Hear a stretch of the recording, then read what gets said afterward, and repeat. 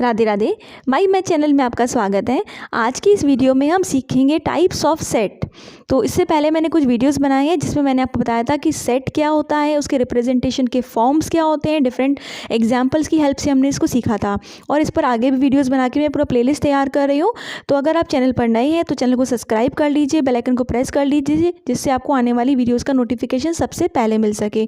और वीडियो अच्छा लगे तो लाइक करें, कमेंट करके बताएं, जिससे मुझे मोटिवेशन मिल सके और मैं आपके लिए और वीडियोस बना सकूं। और शेयर ज़रूर करें जिससे दूसरों की भी हेल्प हो सके। तो चलिए स्टार्ट करते हैं। टाइप्स ऑफ सेट में हम सीखेंगे कई सारे टाइप्स हैं। तो मैंने यहाँ पे इस तरह से बनाया है कि मैं आपको टाइप बताऊंगी, उसके सामने उसकी डेफिनेशन बताऊंगी और उसके एग्जांपल्स बताऊंगी, और आप सारे रिलेट कर पाएंगे कि इसमें क्या डिफरेंस है। तो चलिए स्टार्ट करते हैं। पहला सेट है हमारा एम्प्टी सेट। एम्प्टी सेट मतलब खाली, कोई एलिमेंट नहीं है। तो उसका मतलब ये सेट हैविंग नो एलिमेंट। ठीक है, अब इसमें इसका क्या मतलब है, जैसे एग्जाम्पल से समझ लें हम कि जैसे मैंने एक एग्जांपल लिया, X such that X belongs to N, X lie करे 1 से 2 के बीच में। इसका क्या मतलब है, एन क्या था, नेचुरल नंबर, मैंने आपको बताया था वीडियो में पिछले में। और तो वो नेचुरल नंबर जो 1 से 2 के बीच में है, बट हम जानते हैं 1 से 2 के बीच में तो कोई नेचुरल नंबर आता ही नहीं है। नेचुरल नंबर 1 2 3 4 होते हैं, तो 1 और 2 के बीच तो कोई नहीं आता। तो इसका मतलब ये क्या है, एम्प्टी सेट है, कोई भी ऐसा एक्स नहीं मिलेगा। ठीक है, इसको हम कैसे डिनोट करते हैं, फाई। तो इसका नोटेशन है फाई। तो कहीं आपको फाई दिखे, इसका मतलब ये एम्प्टी सेट है, खाली सेट है, वॉइड सेट है। अरे ठीक है, अब एक और एग्जांपल मैंने लिया है यहाँ पे, x such that x square equal to -4 x belongs to N. X एक ऐसा नेचुरल नंबर जिसका स्क्वायर -4 के बराबर हो। तो -4 के बराबर तो नहीं होता, +4 के बराबर होता है। अगर हम 2 ले लें तो 2 का स्क्वायर 4 हो जाता, लेकिन -4 के बराबर तो नहीं होगा। तो ऐसा कोई नेचुरल नंबर एग्जिस्ट ही नहीं करता जिसके लिए ये इक्वालिटी होल्ड करे। तो मतलब ये क्या है, एम्प्टी सेट है। ठीक है, आगे देखते हैं। Next is singleton set. Single नाम से पता चल रहा है कि सिंगल है, मतलब एक है। तो a set consisting of a single element, जिसमें सिर्फ एक ही एलिमेंट हो। जैसे मैंने यहाँ लिखा है सेट में सिर्फ 4 लिखा हुआ है, तो इसका मतलब ये क्या है, सिंगलटन सेट है। जैसे दूसरा ये दोनों देखिए सेट बिल्डर फॉर्म में लिखा हुआ है कि x such that x belongs to n, x square equal to 25। तो x वो नेचुरल नंबर है जिसका स्क्वायर 25 के बराबर हो। तो ऐसे कितने x मिलेंगे हमें, तो हमें सिर्फ क्या मिलेगा, x इक्वल टू 5 मिलेगा। -5 भी नहीं ले सकते क्योंकि नेचुरल नंबर है, तो 5 ही लेंगे। 5 के अलावा कोई और इंटीजर, कोई और हमें नेचुरल नंबर नहीं मिलेगा जिसका स्क्वायर 25 हो। तो सिर्फ एक ही एलिमेंट मिलेगा। तो मतलब ये सिंगलटन सेट की बात हो रही है। तो this is a singleton set.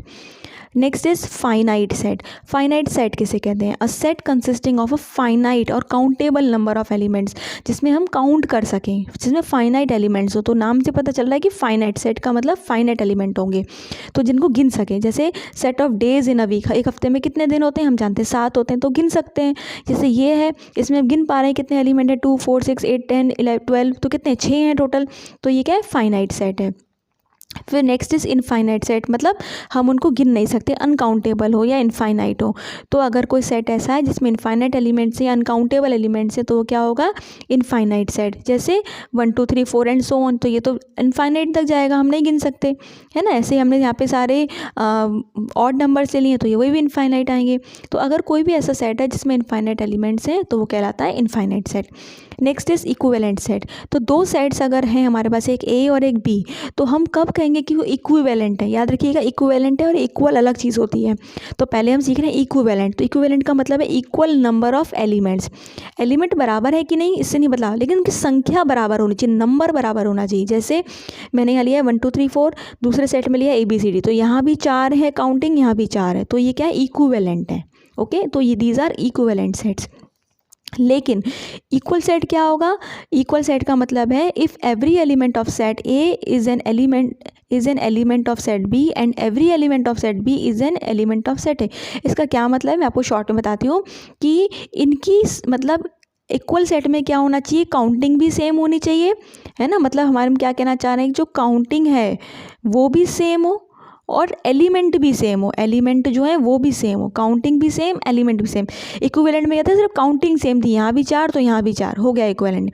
यहाँ पे क्या है, काउंटिंग 4 होनी चाहिए, मतलब ये 4 है यहाँ भी 4 है, वो तो ठीक है, लेकिन एलिमेंट भी सेम होना चाहिए। जो इसमें है वो इसमें होना चाहिए और जो बी में है वो ए में होना चाहिए। एक एलिमेंट बी में हो, बी के एलिमेंट ए में हो, एग्जैक्टली सेम हो। तो यहाँ पे 1 2 3 4 लिखा है, यहाँ 4 3 2 1 लिखा है, तो ऑर्डर ही तो चेंज है। एलिमेंट तो है ना, यहाँ 4 है तो इसमें भी है, 3 है इसमें तो इसमें भी है, ऐसी अपोजिट। तो हर एलिमेंट कहने का मतलब है जो ए के पास है वो बी के पास होना चाहिए, तभी वो इक्वल कहलाएगा। ठीक है, नेक्स्ट है सबसेट। अब सबसेट किसे कहते हैं? A set A is a subset of set B. कब कहलाएगा? ए जो है बी का सबसेट कब कहलाएगा? और ये सबसेट का साइन है जब ए का हर एलिमेंट बी के अंदर हो, मतलब ए जो है अंदर हो बैठा हो बी के। अगर ये बी है और ए इसके अंदर बैठा है तो ये क्या है? इसका सबसेट है, इसके अंदर बैठा हुआ है ना। तो इस तरह से ए कहलाएगा बी का सबसेट। तो जैसे हमने एग्जांपल लिया, ए जो है 1 2, बी में है 1 2 3, तो ए के सारे एलिमेंट जो बी के अंदर है ना, तो ए जो है ए बी के अंदर बैठा हुआ है, तो हम लिखा A is a subset of B. ठीक, लेकिन मान लो मैंने नया सेट ले लिया A1, तो A1 में 1 और 4 है, तो 1 और 4 तो बी के अंदर नहीं है, बाहर निकल गया 4 तो इसमें नहीं है, तो A1 जो है सबसेट नहीं है। तो हम उसको ऐसे काट देते हैं, सबसेट का साइन बना के ऐसे कट कर देते हैं। इसका मतलब A1 is not a subset of B. ठीक है। Next is super set. Super set क्या होता है? If A is a subset of B, तो सुपर मतलब पता चला नाम से सुपर, कुछ बड़ा है, पावर है कुछ उसके पास। तो ए बी के अंदर है तो बी बड़ा है ना, तो बी को हम कहते हैं सुपर सेट, मतलब वो बी जो है वो ए को लेके बैठा हुआ है तो वो सुपर है, तो बी कहलाएगा सुपर सेट। जैसे ए है स्मॉल ए बी और बी है ए बी सी डी, तो बी के पास ए तो बैठा है ना, ए तो बी के अंदर है, तो जो बी है वो क्या है? सुपर सेट है। ठीक है। अब बात आती है प्रॉपर सबसेट। ये बहुत इंपॉर्टेंट है। प्रॉपर सबसेट का मतलब क्या होता है? कि वो प्रॉपरली उसके अंदर है, उसके बराबर नहीं है।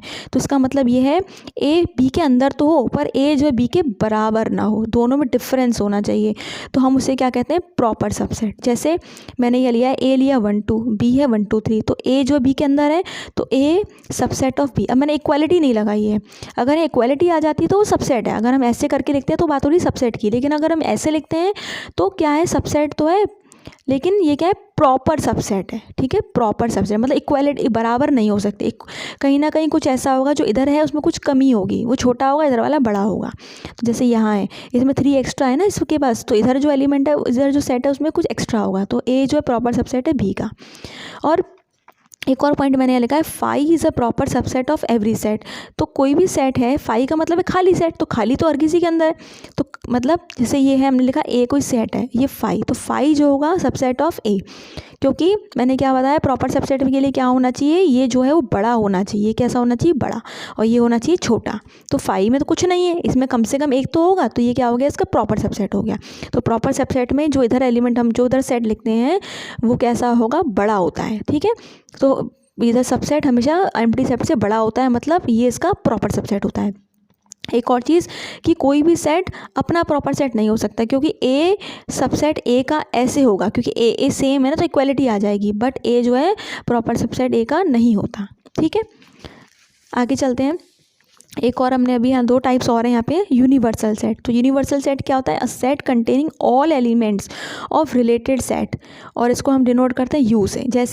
जैसे हमने देखे एग्जांपल से समझिए, ए लिया हमने 1 2 3, बी लिया ए बी, सी ले लिया 1 ए सी। तो यूनिवर्सल सेट क्या होगा? जिसमें इन सब के एलिमेंट हो, जो इन सब को अपने पास रख के बैठा हो, तो क्या आएगा? यू में क्या हो गया होगा? 1 2 3 हो गया, ए बी सी सारे हो गए।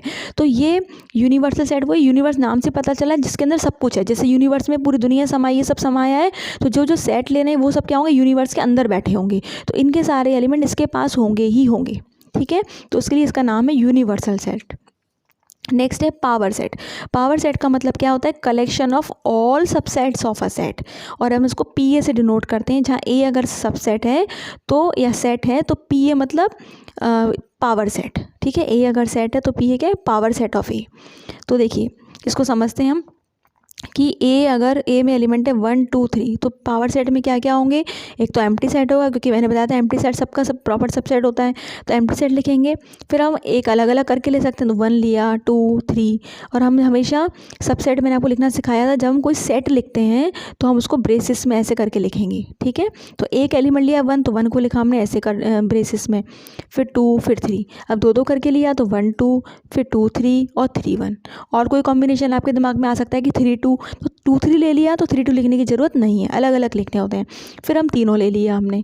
तो एक चीज़ आप ये भी समझ सकते हैं कि यहाँ पे जो नंबर ऑफ़ एलिमेंट है 3 है, तो पावर सेट में कितने एलिमेंट हैं? 8, 1 2 3 4 5 6 7 8, तो यानी कि 2 की पावर 3। मतलब अगर ए में n एलिमेंट होंगे, n एलिमेंट अगर ए में होंगे, तो पी ए में कितने एलिमेंट होंगे? 2 की पावर n एलिमेंट्स। इसको भी ध्यान रखिएगा, ये बहुत इंपॉर्टेंट रिजल्ट है। ओके। तो ए में अगर n एलिमेंट होते हैं तो पी ए में 2 की पावर n होते हैं। अगर ए में मान लीजिए 2 होंगे तो पावर सेट में कितने होंगे, 4 होंगे। इसमें अगर 6 होंगे तो इसमें 2 की पावर 6 होंगे। ओके।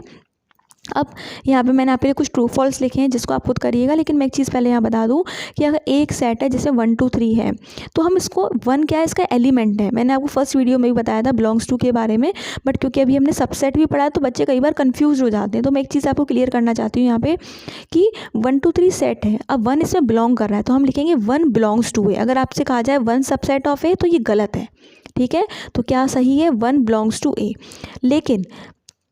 लेकिन अब हमें ये तो पता है ना कि हम 1 से एक अलग हम सेट बना सकते हैं। ये जैसे अभी हमने पावर सेट में लिखा था तो ये हम लिख सकते हैं कि 1 कर्ली बेसिस के अंदर लिखा तो ये एक सेट है और ये इसका सबसेट है। तो चाहे हम ऐसे लिखें, ऐसे लिखेंगे तो प्रॉपर सबसेट तो है ही है और इक्वलिटी भी लगाएं तो मतलब सबसेट है।